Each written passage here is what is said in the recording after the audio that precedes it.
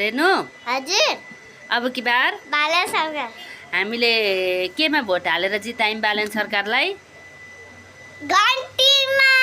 घन्टीमा हामीले अस्ति पनि भिडियो बनाउँदै गएको थियौं तपाईलाई थाहा छ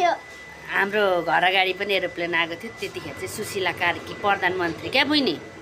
हेर्न आउनु भएको रहेछ क्या त्यस्तै नोटिस देखिरहेको थियौँ अब अरूहरुमा के बजेको थियो भन्दै थियो अनि एरोप्लेन त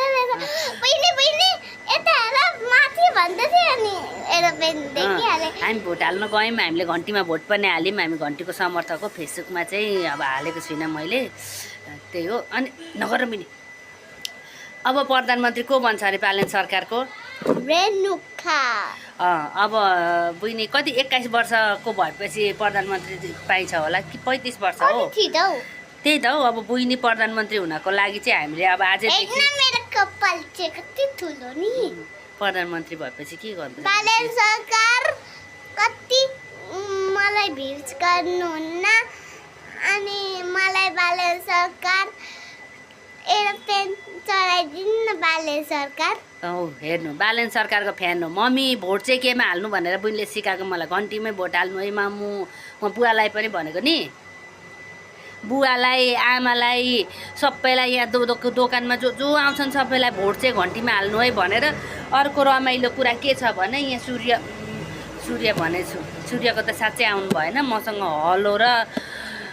रुख आउनु भएको थियो रुखमा बालन सरकार भोट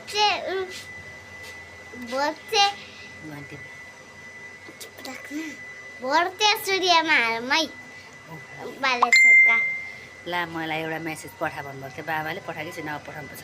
अनि बालन सरकार म तपाईको बेस्ट फ्रेन्ड हो अनि तपाईँ मलाई एरोप्लेन चलाइदिनु अनि पछि म प्रधानमन्त्री हुन्छु तपाईँ राम्ररी पढ्नु चुप नाक्न अनि मलाई चाहिँ प्रधानमन्त्री बनाइदिनु तपाईँ मलाई तपाईको गाडी रोकिदिनु अनि मलाई छिट्टो प्रधानमन्त्री बनाइदिनु अनि मलाई माला पनि लगाइदिनु अनि मलाई प्रधानमन्त्री कस्तो